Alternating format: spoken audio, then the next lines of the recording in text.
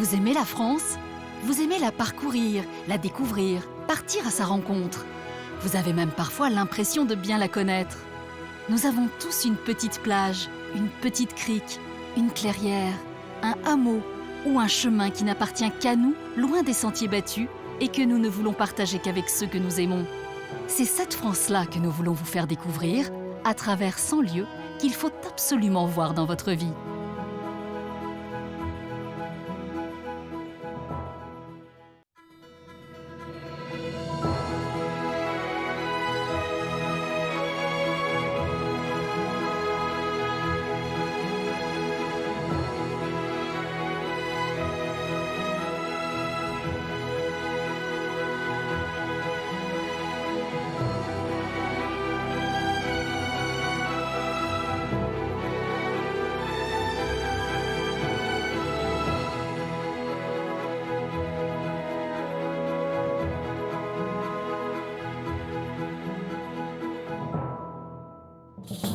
De la terre noire du bassin minier, aux beffrois gigantesques des grandes villes, des labyrinthes du marais de Saint-Omer, aux longues plages dunkerquoises de plusieurs kilomètres, les Flandres françaises dévoilent une infinité de trésors et de secrets. Vous serez étonné par la villa Cavrois, l'un des joyaux de l'architecture du Nord, et par la piscine de Roubaix, un musée unique en France. Je dois dire, depuis 30 ans que je fréquente ce lieu, je ne me suis jamais lassé de la beauté de cet espace. Vous admirerez le projet de toute une vie, la construction du Jean Bart, un vaisseau de la flotte du Roi Soleil. Dis donc, c'est gigantesque! C'est à taille réelle? Ah oui, complètement. Vous naviguerez à bord d'un back-ove, une embarcation traditionnelle des marais, et vous arpenterez la cordillère des Flandres à vélo. Ça y est, ton premier col, Marie, 109 mètres, c'est parti. Et tout en haut du mont, on sera à 165 mètres, t'imagines un peu? Avant de plonger au cœur des entrailles de la Terre pour revivre une page historique de la bataille d'Arras. On est dans les pas des tunneliers néo-zélandais, on est dans les pas des soldats britanniques. Un périple et des rencontres hautes en couleurs, des paysages marquants, abritant des histoires émouvantes. Rien ne manque dans cette région d'exception. On n'est pas bien là dans les Flandres? C'est magnifique. C'est un vrai pays de cocagne.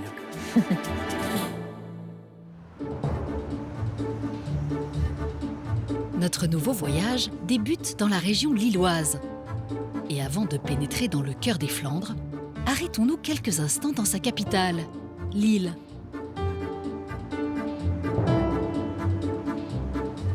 Difficile de ne pas remarquer son magnifique beffroi de 57 mètres de haut, ou encore sa Grand Place. C'est dans le vieux Lille que nous rencontrons Marie, une blogueuse lilloise, amoureuse depuis toujours des Flandres. Le téléphone à la main, elle est sans cesse à la recherche de bons plans à partager sur son blog. J'ai créé le blog Les Sorties Lilloises il y a 5 ans pour partager mes bonnes adresses et mes idées de sortie sur la métropole lilloise à ses habitants et aussi aux touristes. Je voulais leur montrer qu'il y avait des lieux insolites, des petites pépites à découvrir partout dans la métropole lilloise. J'adore cette place aux oignons parce que c'est vraiment typique de Lille, avec ses rues pavées et ses façades hyper colorées. Et en plus, il y a plein de chouettes terrasses pour pouvoir manger des plats typiques du Nord, des carbonades, des Welsh.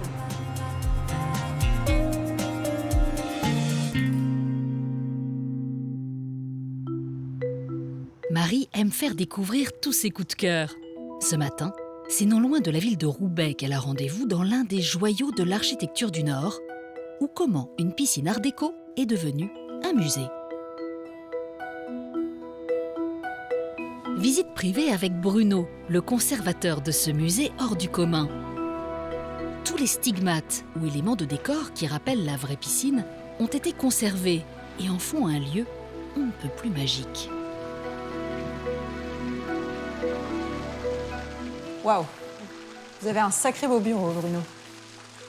Je dois dire, depuis 30 ans que je fréquente ce lieu quasiment quotidiennement. Je ne me suis jamais lassé de la beauté de cet espace. En 1990, cette piscine chère aux Roubaisiens a été sauvée de la destruction et transformée en musée. Les peintures et les sculptures ont remplacé les baigneurs.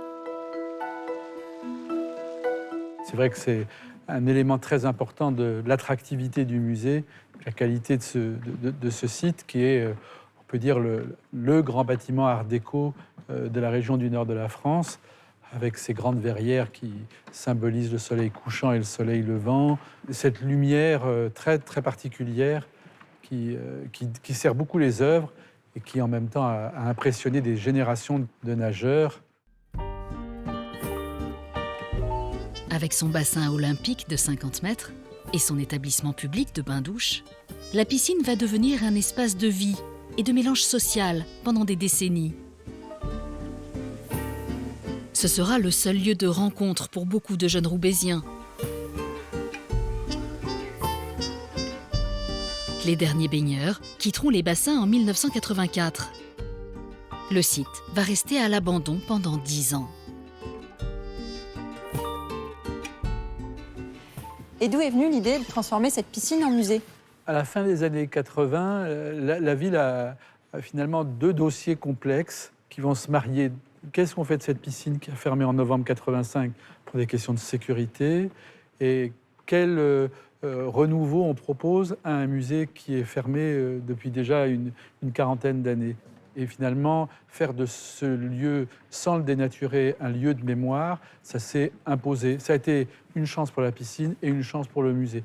Et toutes ces sculptures qui sont là, elles sont de quel style, de quelle époque? Alors elles sont principalement du 19e siècle pour ce côté-là et du début du 20e siècle de l'autre côté. La sculpture est au cœur du musée. Et s'il devait n'en choisir qu'une, pour Bruno, ce serait la petite châtelaine de Roubaix, signée Camille Claudel. Elle est magnifique, c'est sûr. Ouais. Son visage d'ange. Oui, à la fois d'ange et de démon, elle est complexe comme attitude. Ce visage d'enfant, c'est celui d'une petite fille qui posa 62 heures pour l'artiste. Sculpté dans le marbre, on remarque le travail virtuose de la matière. On pourrait presque toucher ses longs cheveux. Une particularité, cette œuvre étonnante, c'est que Camille Claudel l'a complètement évidée. Donc, si on la voyait de dessous, elle est totalement vide, ce qui est évidemment un risque. Chaque coup de ciseau risquait de faire éclater la sculpture, mais ce qui permet au marbre d'avoir une espèce d'effet de transparence. En fait, la pierre donne l'impression d'irradier. Je crois que vous n'êtes pas complètement étranger à la venue de la statue ici au musée de Roubaix. Je crois qu'il y a des rencontres comme ça avec une œuvre, comme avec les gens qui sont incontournables. Voilà. Et d'ailleurs, elle est vraiment aujourd'hui un atout formidable pour le musée. C'est vraiment l'emblème, la Joconde de la piscine. Un petit sourire. 1, 2, 3.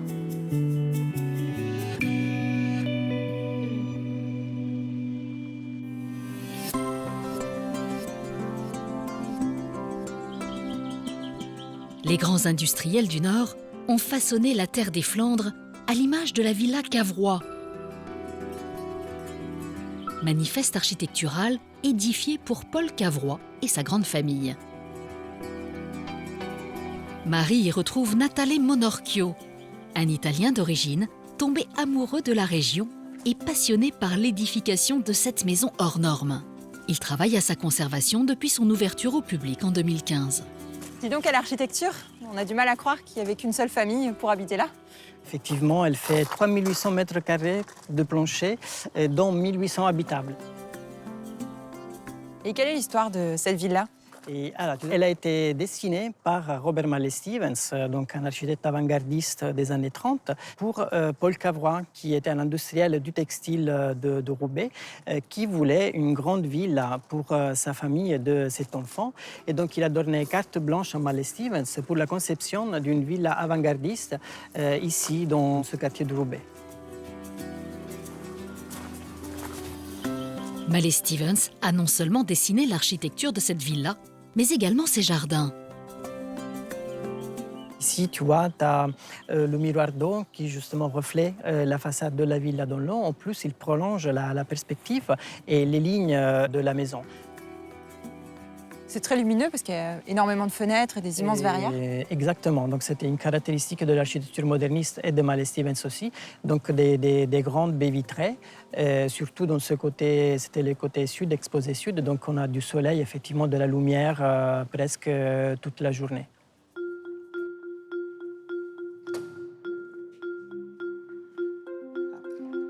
Voilà, Marie, on est arrivé dans cette pièce. C'est la pièce centrale de la ville. Donc, c'est le hall salon.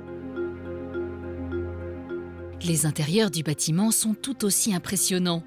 Lorsqu'il conçoit la villa, Mallet Stevens dessine tout le décor intérieur jusqu'au moindre élément mobilier. En cela, il pousse à son paroxysme le concept d'œuvre totale. Cette partie, c'est le coin cheminée avec du marbre jaune de Sienne, justement pour rappeler la couleur de la flamme.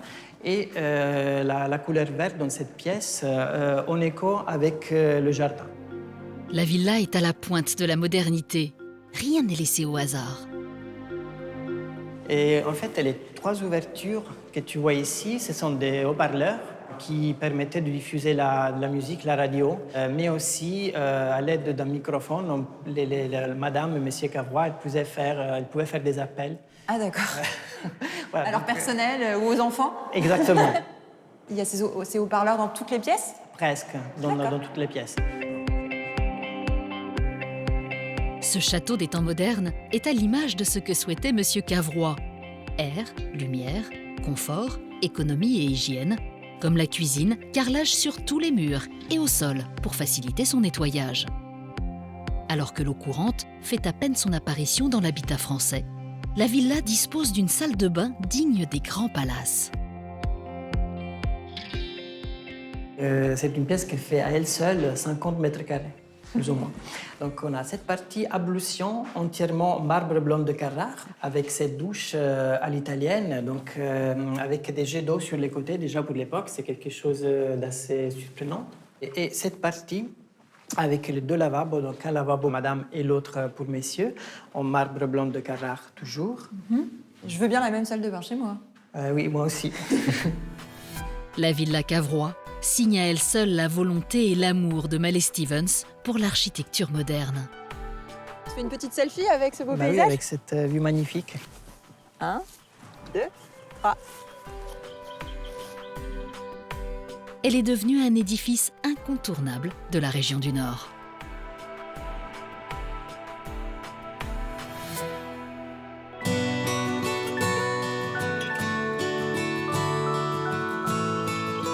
Marie, toujours en quête de bons plans à partager, nous emmène dans la ville de Bailleul. Le pays des Flandres est loin d'être le plat pays que chante Jacques Brel. Et c'est justement ce que veut nous faire découvrir Fabien. Cet enfant du pays nous attend au pied du beffroi pour une balade à vélo. Bonjour Fabien. Salut Marie, comment tu vas? Très bien. Eh ben écoute, je sais que t'en rêvais. J'ai décidé de te faire visiter la Flandre comme tu ne l'as jamais fait, à vélo. Génial. Les montures sont prêtes, on va démarrer au pied du séculaire beffroi de Bailleul, qui a été inscrit à l'UNESCO il y a de ça quelques années. Et puis de Bailleul, on est ici au cœur d'une cité flamande qui est la porte vraiment sur la chaîne des monts.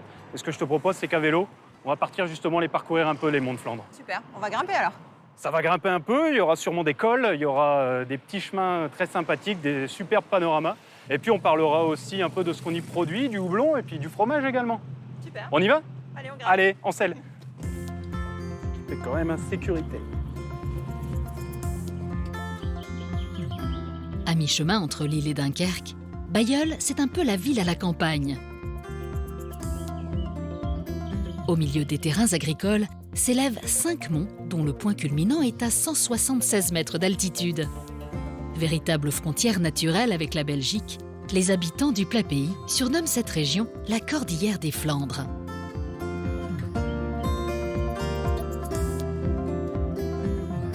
Bon alors là, on vient de quitter Bailleul, hein, tu vois, tout de suite on est dans la campagne.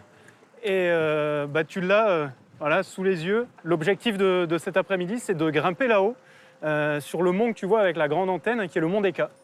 Mais avant ça, parce qu'il faut se mettre en jambes aussi, hein, puisque monter le mont d'Eka, il y a 165 mètres d'altitude, je te propose, c'est de passer par le mont Noir, qui est juste derrière nous là-bas. D'accord. Ça monte à combien? Le mont Noir, il est un peu plus petit, on est sur du 140 mètres d'altitude environ.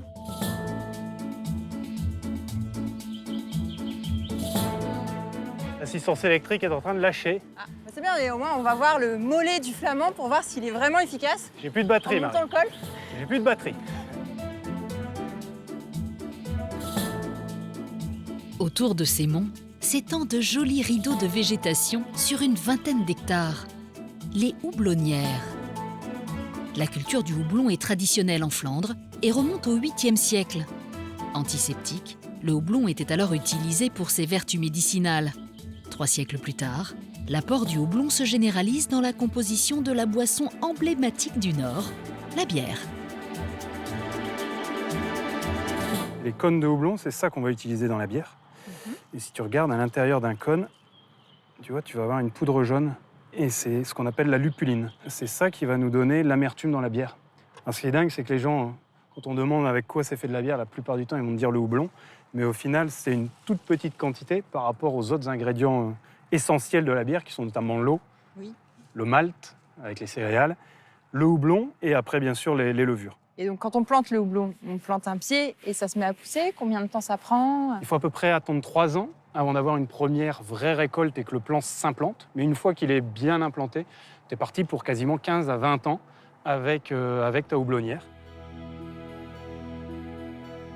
C'est une culture qui est vraiment spécifique à la Flandre. Dans les Hauts-de-France, on n'en retrouve que ici dans les Flandres. Personnellement, je trouve que c'est un marqueur fort du paysage. C'est vrai que quand tu te balades, c'est quelque chose qui est beau. Et puis, moi, c'est une odeur que j'aime bien parce que voilà, c'est vraiment quelque chose que tu vas retrouver. C'est une odeur qui va te rester. Et puis, dès que tu vas ressentir du houblon en allant te balader ailleurs, tu vas dire « Ah bah tiens, il y a une houblonnière pas loin. » 1, 2 et 3. Super, il n'y a plus qu'à. La récolte du houblon, qui a lieu en septembre, a toujours été bénite par les moines alentours. Direction l'abbaye trappiste du Mont des Cats, qui se trouve au sommet. Ça y est, on part à l'attaque, à l'ascension du col de Berten. Ça y est, ton premier col, Marie, 109 mètres, c'est parti. Et tout en haut du mont, on sera à 165 mètres, t'imagines un peu? Ouais. Le dénivelé, là. Allez. La communauté actuelle de moines trappistes compte une trentaine de membres. Ils produisent de la bière et du fromage, comme le flamet. Et voilà, Le fameux. le seul, l'unique, le fromage du Mont-des-Quins, qui est fait donc ici au niveau de la fromagerie de l'abbaye. Hein, donc c'est les moines qui supervisent sa fabrication depuis 1826. Hein, c'est vraiment un produit qui est typique. Et ce que je te propose, on va le déguster tout de suite, sentir le toucher. Bon, ça va, ça sent pas trop fort pour Non, l'instant. non, c'est pas non plus du maroilles ou autre. C'est fait à base de lait de vache alors. Oui, oui. On n'est pas bien là dans les Flandres? C'est magnifique. C'est un vrai pays de cocagne.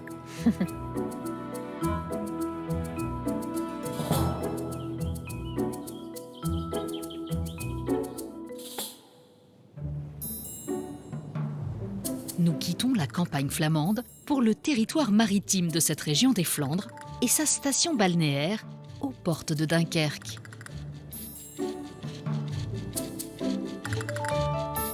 Malo-les-Bains.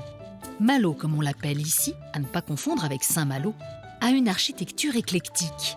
Art déco, forme anglo-normande ou art nouveau, tous les styles se mélangent. Dès que le soleil sort des nuages, les nordistes filent sur ces plages aux vastes étendues. Et c'est sur celle-ci que nous rejoignons Delphine, maman de 3 enfants et malouine de cœur depuis 10 ans. Elle aime dire en rigolant qu'elle est arrivée en pleurant et que finalement, elle en est tombée amoureuse. Alors là, c'est un de mes endroits favoris, c'est le blocos au miroir. Cette décoration d'un blocos lui donnait un autre reflet, une réflexion par rapport à ce qu'il a été avant. C'est magnifique. C'est mon coin préféré.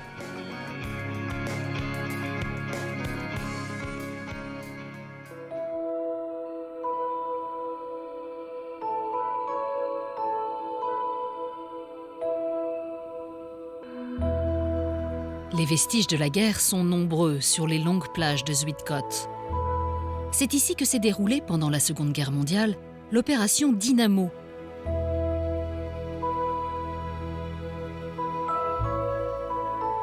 Delphine est en compagnie de Bruno, un plongeur féru de cette période historique. Il va lui raconter le temps d'une marée l'histoire d'une épave exceptionnelle.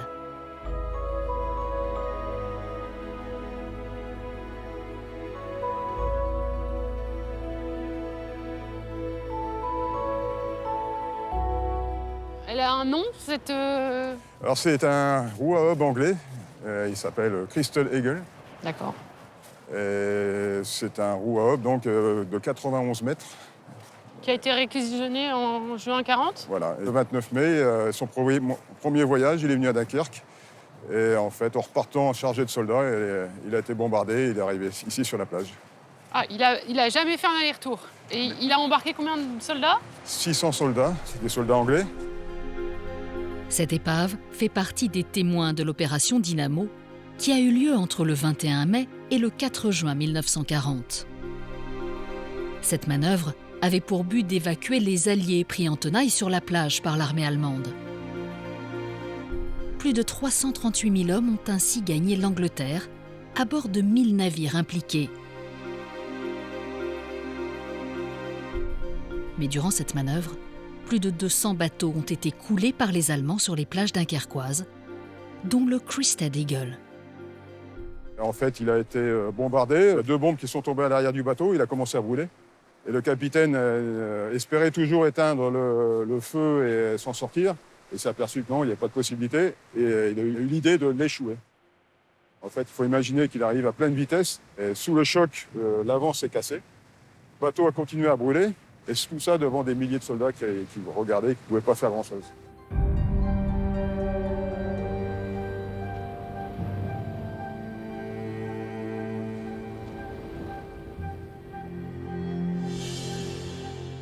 Tu vois, c'est vraiment le bois du pont.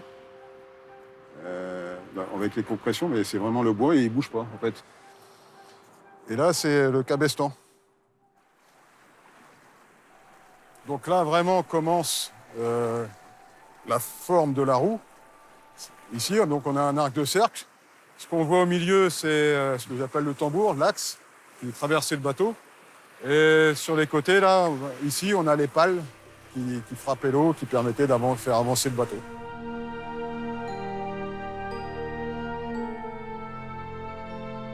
Quelle est ta découverte qui t'a le plus ému? Ce qui m'a le plus ému, c'est en fait qu'il y a eu 300 morts. Et quand on voit les photos, si on prend le repère de la roue, qui se trouvait à 3 mètres de hauteur, maintenant qu'il y a un ras du sable, ce qui veut dire que le bateau est enfoncé de 3 mètres. Et s'il est enfoncé de 3 mètres, forcément, il y a encore des soldats dedans. Et c'est une des plus grandes tragédies de l'opération Dynamo. Le fait qu'elle est là, qu'on la voit, qu'on peut la toucher, voilà, c'est ça qui me fait que je fais ces visites depuis plus de 10 ans et que je continuerai à la faire connaître, quoi. Cette page de l'histoire a fait l'objet de plusieurs films au cinéma, comme Weekend à Whitcote avec Jean-Paul Belmondo, et plus récemment l'énorme production Dunkerque de Christopher Nolan. Et toi, tu as été figurant dans le film de Nolan. Oui, c'était l'occasion. J'étais en soldat anglais, on était en ligne, prêt à attendre un rembarquement, avec les avions qui passaient au-dessus de nous. J'ai fait ça en plus avec 2 de mes fils.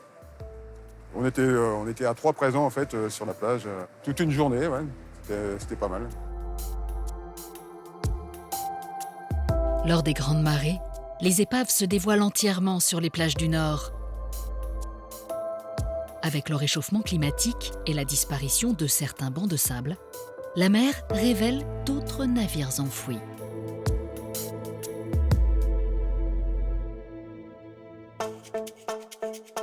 Les Flandres sont marquées par l'histoire. Et c'est dans un tout autre lieu que Delphine nous emmène à la découverte d'un des paysages les plus étonnants de la région du Nord. Une sorte de Venise verte, le marais Audomarois. Un marais maraîcher où se croisent encore des embarcations traditionnelles. Delphine retrouve Jérémy, le dernier constructeur de ces bateaux uniques en France. Bonjour, Bonjour Jérémy. bienvenue chez les faiseurs de bateaux. Bon, merci. Alors, comme notre nom l'indique, on fabrique ici des bateaux. On tient notre nom d'une ancienne corporation qui date du Moyen-Âge, du XIIe siècle. Et aujourd'hui, on perpétue la tradition de fabrication des embarcations traditionnelles des maraîchers de Saint-Omer. Donc, on a ici 2 types d'embarcations principales. C'est le back-of qui est un bateau qui fait 10 mètres de long sur 2 mètres de large, qui servait à transporter jusqu'à 3,5 tonnes de marchandises. Donc c'était un peu le camion à l'époque où on n'avait pas de route et pas de pont, tout se faisait en rivière. Ouais. Et puis l'escute, elle, est déclinable en plusieurs tailles. C'était la voiture, la camionnette, la fourgonnette du maraîcher pour les outils, la famille, pour les besoins de tous les jours. On peut tester? Alors on va tester. Je passe par où? Par On là? peut passer par là. Par là. C'est à bord d'un back-off que commence la visite. Les back-off et les escutes, employés jadis par les maraîchers, sont devenus principalement des embarcations pour explorer ce labyrinthe d'eau et de verdure qui s'étend à perte de vue. On pourrait aller jusque où, là, d'ici? Alors le Marais, c'est très très étendu. On a 15 communes, on a 3700 hectares, 700 km de rivières, dont 170 navigables. Ça fait des parcours pour les grandes traversées de 40 km. On peut les faire aisément en découvrant plein de paysages particuliers. Le Marais est toujours habité. Certaines de ces maisons ne sont plus occupées par les maraîchers, mais par des familles qui cherchent la douceur de vivre de ce petit coin de paradis. Mais avant de ressembler à un paysage poétique, celui-ci a connu des transformations au cours des siècles. Et dis-moi, là, Jérémy, on voit la construction, là. En fait, les marais ont été faits à la main, bâtis? Alors tout ça, ouais, c'est purement artificiel. Il faut imaginer que ces marais, autrefois, on est au début du Moyen-Âge, c'était qu'un marécage complètement inhospitalier. C'était juste une cuvette boueuse, marécageuse, avec des eaux stagnantes, des moustiques, des maladies. Et on a transformé peu à peu, autour de la ville de Saint-Omer, ce marais pour pouvoir maximiser les zones constructibles, les zones agricoles, les zones d'élevage. Donc tout ça, c'est fait à la main. On a creusé ces rivières manuellement. Et alors, c'est profond, tu m'as pas dit, Jérémy? Alors on a 1,50 m à 2 mètres de profondeur.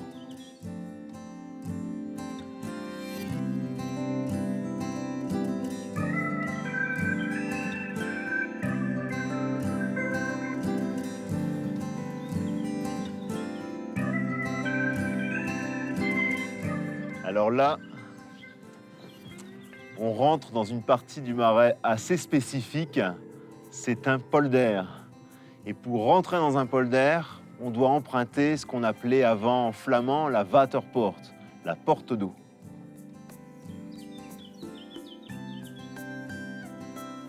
Le polder, ce sont des terres basses, entourées d'une digue pour protéger les arrivées d'eau. Donc en cas de crue aujourd'hui, on ferme la porte d'eau pour pouvoir éviter les inondations, notamment aussi parce qu'il y a des maisons. Autrefois, il n'y avait que des terres agricoles ici. Et en hiver, elles étaient nues. Donc, on se permettait d'ouvrir les polders. Comme ça, tout l'eau des crues rentrait dans les polders et ça limitait les crues par ailleurs. Tout ce qui rentrait ici n'allait pas, par exemple, vers la ville. Et tout ça, ça recouvrait les terres et ça permettait d'apporter du sédiment, de fertiliser, un peu comme on faisait jadis aussi sur les eaux du Nil. Ce territoire exceptionnel et fragile à la fois a su être conservé grâce à des passionnés des marais, comme Jérémy.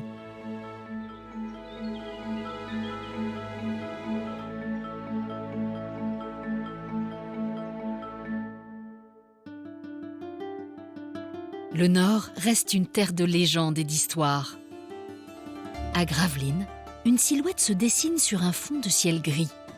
Un squelette de bois laisse apparaître une gigantesque embarcation, celle d'un navire royal de Louis XIV en plein chantier, le Jean Bart. Vous allez mettre 5 ou 6 clous. Christian est à l'origine de ce défi. Il veut reproduire un bateau du XVIIe siècle dans les mêmes conditions de construction qu'à l'époque. Seule différence, sur ce chantier, il n'y a que des bénévoles. Dis donc, c'est gigantesque! Ah bah oui, on reconstruit une cathédrale. C'est à taille réelle? Ah oui, oui, complètement.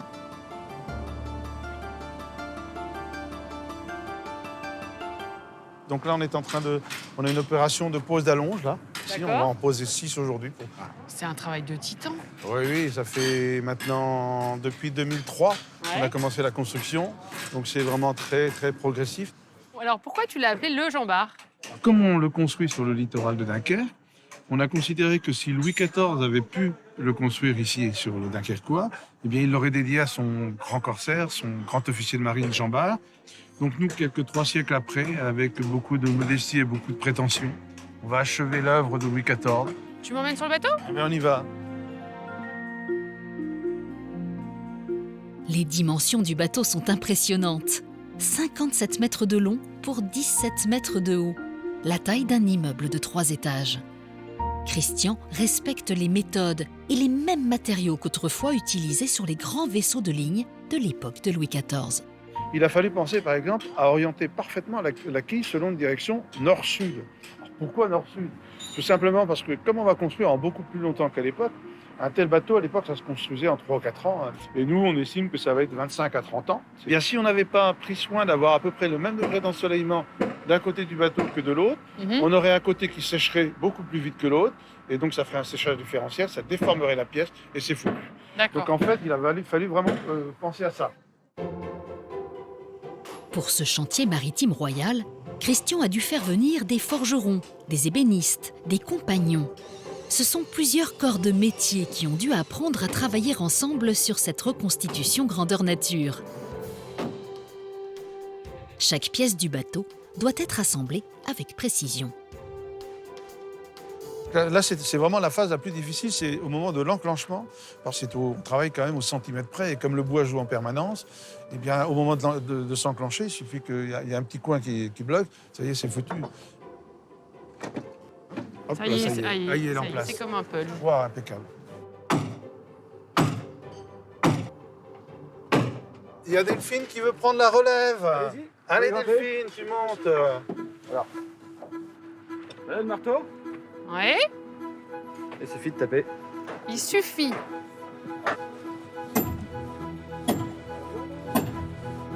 C'est vachement dur. Bah, elle est douée, hein. C'est épuisant. Pour Christian, c'est le projet de toute une vie, titanesque, mais tellement génial. La Flandre serait-elle la terre de projets un peu dingues? Préparez-vous à rêver. À Esquelbecq, non loin de Dunkerque, Delphine a rendez-vous avec un poète inventeur dans une caverne d'Ali Baba. Une maille à l'endroit, une maille à l'envers. Une maille à l'endroit, une maille à l'envers. Où l'on trouve pêle-mêle des créatures étranges, des géants, des automates. Mais où est Bruno? Bruno? Bruno? Delphine, Oui. Merci de m'accueillir ici. merci d'être venue. C'est très surprenant. Avant de visiter, il faudra te brosser les chaussures, j'ai donné un coup de balai. Ah, Il faut mettre le pied sur sa boîte. d'accord. Il s'appelle comment celui-là? Elmire. Merci Elmire.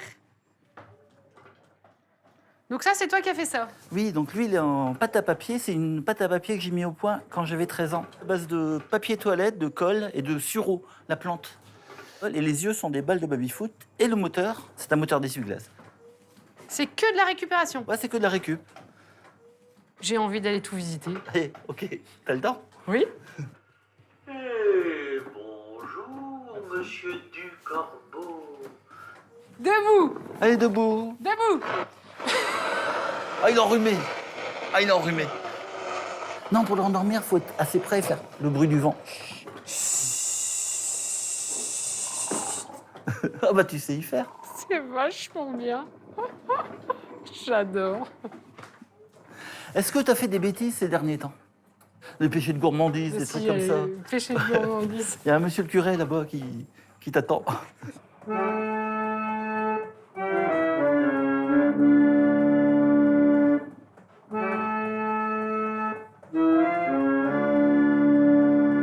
Alors, mon enfant, on aurait fait quelques bêtises et on vient voir monsieur le curé dans l'espoir de se faire pardonner, s'il en est encore temps. Monsieur le curé, j'ai mangé un peu trop de chicorée ce week-end. Vous dérangez Dieu pour si peu? Oh, était-ce vraiment utile? Enfin, puisque vous y tenez, vous avez quand même droit à votre pénitence. Bruno est né à Dunkerque. Il a grandi bercé par le carnaval de la ville. Chaque personnage de son musée a un nom et une histoire. Donc Rigobert est un peintre caricaturiste qui dessine à l'extérieur. Je l'emmène dessiner les monuments et les gens. Par contre, ça, il y a quelques risques. Je vais te demander d'enfiler une blouse pour éviter des éclaboussures. Regarde-le bien dans les yeux, un grand sourire, on ne bouge plus. C'est parti.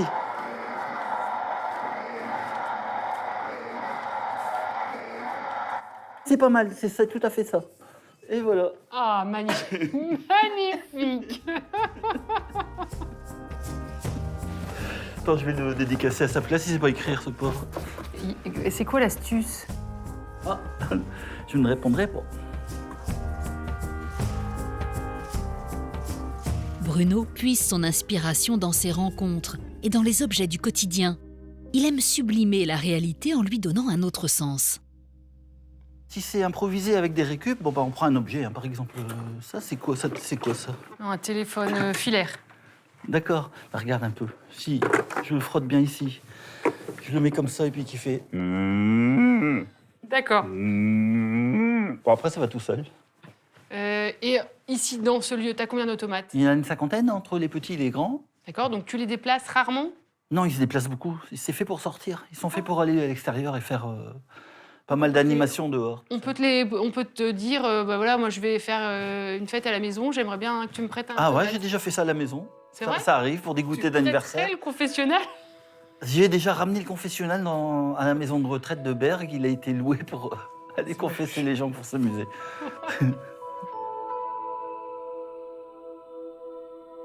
Bruno a même créé sa propre fanfare, la fanfare des Gigotos, qui a déjà participé aux carnavals les plus prestigieux d'Europe. Donc ça, c'est des visages de vrais gens. Ce sont des vraies personnes que j'ai moulées.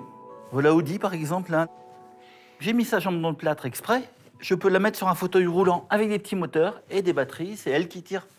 Sur l'ensemble des autres, on a une autonomie de 10 km. On a été jusqu'à Barcelone avec ça. C'est ça qui m'a fait connaître.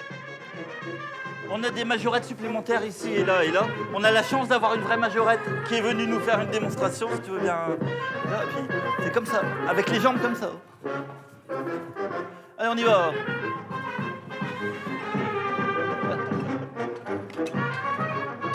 Ce doux rêveur qui n'a pas quitté l'enfance vit un vrai conte de fées, entouré de ces automates si sympathiques, dans ce musée hors du commun. J'aurais tout fait. J'aurais rien fait la confesse.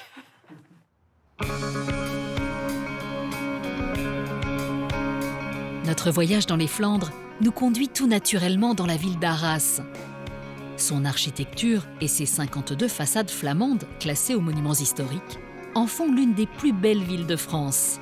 La Grand Place et son beffroi de 75 mètres de haut ne ressemblent à aucune autre ville en Europe du Nord. Nous y retrouvons Anne, ancienne journaliste à La Voix du Nord et blogueuse, qui s'émerveille toujours devant ses façades.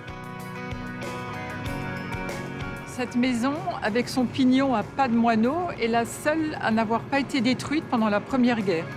Elle est fascinée par l'histoire de cette ville et c'est une plongée de 20 mètres sous terre que nous propose Anne. Les entrailles de la ville d'Arras cachent un lourd passé militaire. En 1917, la ville est assiégée par l'armée allemande. Et ce sont les carrières souterraines datant du Moyen-Âge qui vont être utilisées pour la riposte alliée durant la bataille d'Arras. Accompagné de Pascal, guide conférencier, nous partons à la découverte d'une véritable ville souterraine, la carrière Wellington. Donc là, on peut vraiment se rendre compte du volume que pouvaient prendre ces carrières. Donc ça forme d'excellents abris pour les soldats qui vont les redécouvrir au début de la Première Guerre mondiale. Là, il faut imaginer qu'on est à 20 mètres de profondeur, beaucoup de destruction à la surface avec les bombardements. Ici, on est quand même plutôt à l'abri de ce qui se passe là-bas. Et pourquoi ce nom de carrière Wellington? Alors, pendant la Première Guerre mondiale et en préparation de la bataille d'Arras, pour avril 1917, on fait appel à des mineurs tunneliers, des mineurs néo-zélandais. C'est eux qui raménagent ces carrières, creusent tout un ensemble de tunnels pour relier ces carrières les unes aux autres. Et pour à la fois se sentir un peu plus chez eux et en même temps une manière de se repérer, ils vont donner des noms de villes de la Nouvelle-Zélande à chacune des carrières. Donc Wellington, on a de la chance puisque c'est le nom de la capitale de la Nouvelle-Zélande. Et je te laisse avancer dans ce tunnel.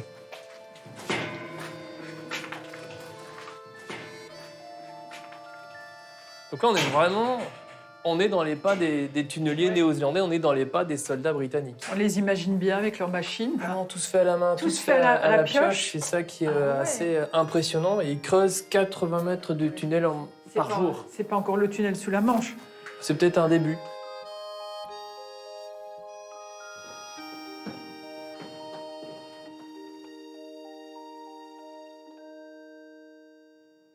Pendant cette Première Guerre mondiale, combien de temps ont stationné les troupes à peu près avant la bataille d'Arras? C'était des jours, des semaines? Alors, il faut distinguer deux périodes. Pendant 6 mois, 500 Néo-Zélandais vont travailler très dur ici-bas donc pour creuser les tunnels, aménager les carrières.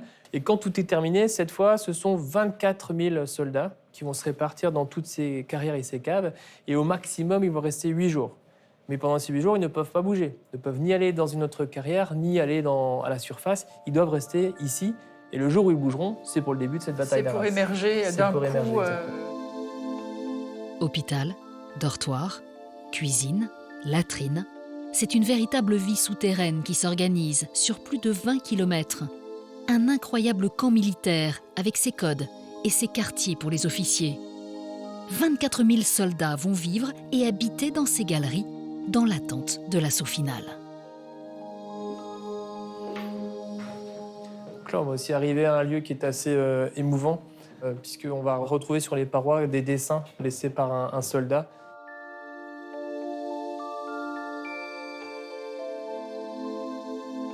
Alors ça donne ici une petite idée de à quoi pensaient les soldats avant les combats, notamment à la famille, à leur fiancé, à la femme restée au pays, exactement.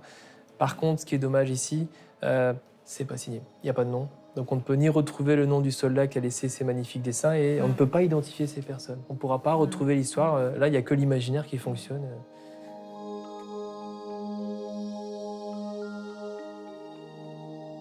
Là, on a de la chance. On a une belle photo qui nous montre certains de ces tunneliers néo-zélandais. Et ça nous a créé un lien avec une personnalité de la Nouvelle-Zélande actuelle. Je crois que c'est Peter Jackson, le réalisateur de la trilogie Le Seigneur des Anneaux. Exactement, tu connais l'histoire. Ouais. Donc notre chance, c'est que sur cette photo figure le grand-oncle de sa femme, donc Fran Walsh. Il a réalisé des documentaires, il a fait des expositions en Nouvelle-Zélande pour montrer à ses contemporains voilà ce qui s'est passé pendant la Première Guerre mondiale. Le 9 avril 1917, 6h30 du matin, les troupes britanniques sortent des carrières souterraines pour se lancer à l'assaut des positions ennemies. La bataille d'Arras reste la plus grande attaque surprise de la Première Guerre mondiale. Donc là, on est devant la sortie numéro 10. Avec ces escaliers, on va surgir comme des diables pour attaquer les Allemands dans leurs propres tranchées.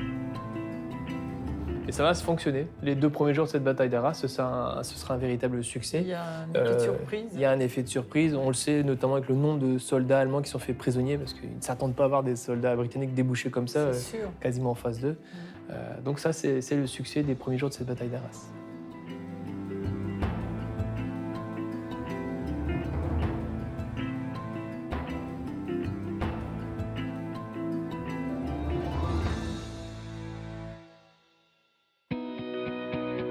Direction la ville de Caudry, où un savoir-faire ancestral perdure dans les manufactures du Nord.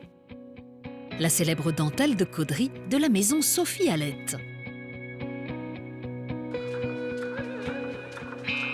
L'histoire de la dentelle commence ici, sur ces machines datant du 19e siècle, les métiers mécaniques Levers. Rencontre avec Romain, le petit-fils du créateur de la marque, aux commandes de cette entreprise unique. Donc Anne, voilà la machine Levers. Bon. Le monstre. Le monstre. On est amoureux de cette machine, de son bruit, de son son. C'est un battement de cœur, il y a cette rythmique. Quand on voit ces bras en fer, on n'imagine pas que va sortir un produit aussi. Les métiers mécaniques Levers constituent le trésor de la manufacture. Ils sont la signature du label Dentelle Caudry Calais. Notre rôle, c'est de perpétuer ce savoir-faire, cette tradition, et on maintient à la fois les machines dans leur état, puisqu'elles ne se fabriquent plus depuis les années 60. Leur cœur est tout à fait comme à l'origine. En revanche, tout ce qui est autour, de l'éclairage, en passant par la gestion de la sécurité, on a modernisé tout ce qu'on a pu. Voilà. Ça, c'est impressionnant de voir le numérique sur une machine aussi traditionnelle et ancienne. On ne change pas le métier, on le modernise. Voilà. Et donc, ce type d'efforts ont été effectués dans le temps, mais le cœur reste le même. 10 tonnes de métal s'activent dans un grand fracas sous l'œil d'artisans d'exception pour produire la plus fine des dentelles du monde, composée de 10 000 fils. Ces fils qui sont ici, par exemple, sont des fils flottants, prévus dans le dessin, qui ne sont pas noués. Ils vont être supprimés, coupés en deux, puis rasés au plus près, mais sans endommager, bien sûr, la surface de la dentelle. C'est une vraie étoffe précieuse. Depuis plus de 130 ans, la maison Sophie Hallette crée avec une passion obstinée des tulles et des dentelles incomparables. Donc là, on est sur des dentelles prévues pour la mariée. Une robe de princesse. Des robes, alors vraiment robes de princesse, parce que pour le coup, ces dentelles, elles sont ennoblis. C'est-à-dire qu'au-dessus de la dentelle qui est fabriquée ici à Caudry, on va revenir encore à la main, broder des perles, broder des paillettes, des incrustations de tulle. Alors, c'est même pas les tapis rouges, là, on est dans la haute couture pure. Ces dentelles luxueuses inspirent les créateurs du monde entier et sont portées par les plus grandes stars. Ça, c'est la dentelle qu'a portée Marilyn en 1953, à la sortie du film Who Wants to be a Millionaire, voilà, à l'avant-première. Alors là, c'est une dentelle, alors malheureusement, elle est noire, mais là, voilà, la bonne couleur, bien sûr. Oui. Je devine. Ah ben oui, ça, c'est 2011. Donc 2011, là, la grande émotion, Kate Middleton. S'il y avait un mariage où il fallait être, c'était celui-là. 2 milliards de téléspectateurs. Alors, 2 moi, milliards. j'en ai versé une petite larme, j'avoue. Aujourd'hui, Romain est le gardien de la dentelle haute couture qui fait la renommée des Flandres. Et toi, est-ce que tu as toujours voulu faire ça toujours être dans la dentelle aussi ou... Ah, ça s'est pas tout à fait passé comme ça, non. Non, j'ai plutôt jamais voulu faire ça quand j'étais jeune. Donc je voulais faire tout sauf ça, et je l'affirmais haut et fort. Et par contre, une fois que j'ai mis un pied dedans, ça a été un coup de foudre. C'est une chance, en fait, de pouvoir poursuivre une aventure. L'histoire de la maison Sophie Hallette se tisse au rythme du temps. C'est sans doute cela qui rend les Flandres aussi particulières. Le temps n'a pas de limite. À l'image des noires pyramides du Nord, façonnées par la main de l'homme, les terrils. Ils témoignent de l'ampleur des efforts menés par les hommes et les femmes de cette région. Anne a des origines polonaises. Ses grands-parents sont venus pour extraire l'or noir des terres du Nord. C'est au pied de cet édifice minier qu'elle retrouve son ami Henri, petit-fils de mineurs polonais. Salut Henri. Bonjour Ania, je t'appelle Ania aujourd'hui en polonais. Bah si tu veux. Je te propose de grimper tout en haut du terri du 11-19, Ouais. le plus haut d'Europe. Et puis de là, on verra tout le bassin minier. On pourra expliquer pourquoi les Polonais sont venus en masse il y a 100 ans ici et que nous en sommes les descendants. Tout à fait, tout à fait. C'est parti. Et très fiers de l'être. Bien sûr que nous sommes fiers. Un bandoneon à la main, Henri et Anne s'engagent sur les pentes aménagées du terril 11-19, classé au patrimoine mondial de l'UNESCO. Il offre un panorama unique sur le bassin minier. Ces montagnes artificielles sont devenues de grands espaces de promenade pour les touristes et d'activités sportives. J'en profite pour préciser qu'on dit les terris et non les terrils, même s'il y a un L comme fusil. Voilà. Alors, tu vois ici, beaucoup de personnes passent par ce qu'on appelle la rocade minière. Ici, il y a 2 terris, il y en avait 4 à l'époque. L'un des 2 terris a servi de fondation à l'ensemble de cette autoroute. Et les gens passent ici en disant « Tiens, il y a une usine ». Pas du tout. C'est 2 puits de mine de type ancien, métallique, presque de la dentelle. Je dirais une petite tour Eiffel. Oui, bah on peut le dire, mais c'est de la technologie Eiffel d'ailleurs. Ouais. C'est ici que ça se passait. Le charbon était à la fois nourricier et tueur. On disait tout le temps perdre sa vie à vouloir la gagner. C'était ça le drame des mineurs. L'histoire des Polonais de France commence juste après l'entre-deux-guerres. L'État français fait appel à une main-d'œuvre étrangère pour travailler dans les mines. Ce sont près de 500 000 Polonais qui vont accepter des contrats de travail dans le bassin minier du Pas-de-Calais. La majorité d'entre eux vont rester en France.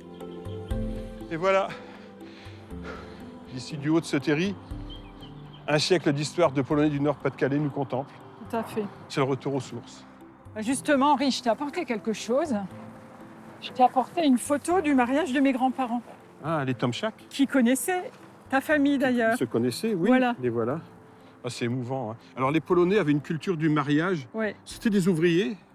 Mais le jour de leur mariage, ils s'économisaient 2 ans. 2 ans. Des mariages princiers. Ils mettaient les petits plats dans les grands. Et alors, les Français étaient très surpris de voir les Polonais faire des mariages aussi fastueux alors qu'ils avaient une condition aussi précaire que la leur. Mais non, c'était dans la tradition, c'était classe. Tu sais ce qu'on va faire? Je vais sortir le bandeau néon. Et tu vas nous la jouer. Je vais jouer Stolat et tu vas le fredonner avec moi. Fredonner.